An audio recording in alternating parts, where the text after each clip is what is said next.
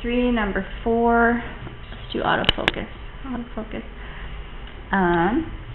M workers work H hours to do J jobs.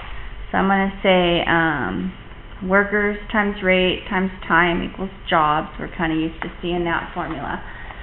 And then actually if I wanted to solve it for anything else, I could go, like if I wanted to know workers, I could go workers equals jobs over rate times time. And if I wanted to know rate, I could say jobs over workers times time. And if I wanted to know time, I could say jobs, thank you, over workers times rate.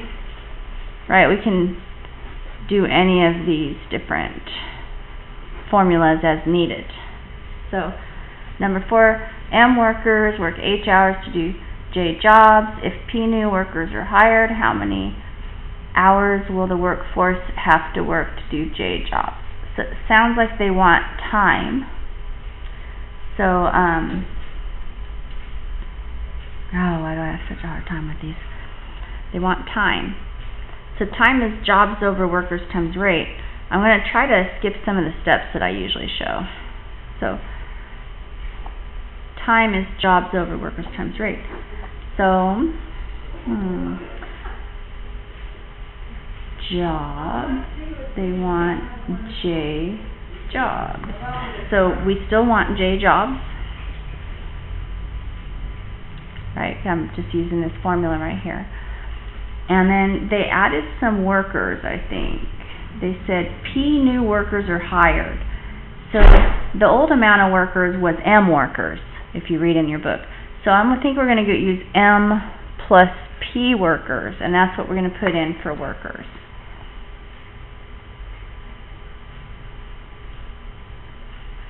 And that's going to kind of get multiplied by the rate. Now the rate, I didn't calculate the rate yet. Rate comes from, you can go jobs over workers times time, so maybe I should calculate that somewhere. Or maybe I can just write it in right here, huh? This is going to be kind of messy. So the rate was J jobs. Workers, before we added the P workers, was M workers. That says workers, that little squiggly thing is supposed to say workers. M workers, what am I doing? M workers times time, and remember they gave us a time in the beginning. They said H hours. Okay, so there's an ugly, so this right here is actually our answer, but it is so ugly that we must fix it up. Okay, so maybe I could do something with the bottom of it first. So time equal, I hope this turns out right, J jobs. And then we got this big ugly mess down here. So if I put this over 1, then can something, oh look, workers and workers can cancel out, so that might be helpful.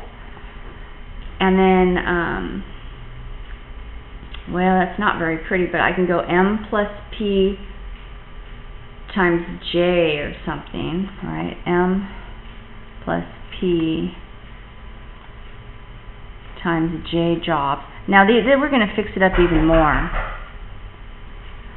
Oh, wow, I have to go answer the door. Be right back, kids. Yes, I'm filming. Oh.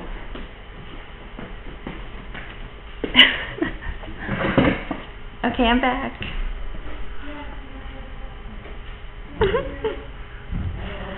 J is Mrs. Norton. J jobs. Where am I? Okay, J jobs. And then we're going to go, oh, hi. And then we're going to go M times H hours.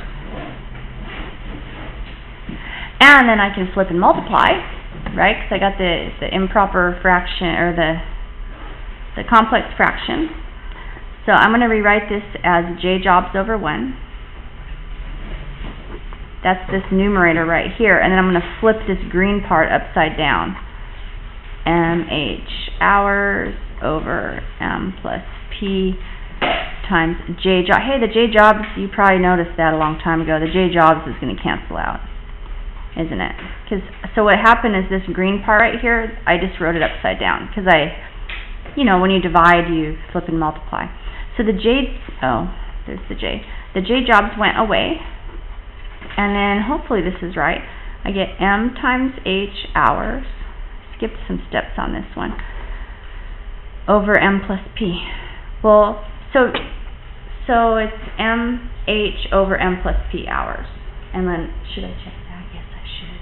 Do I have the answer book? Yes.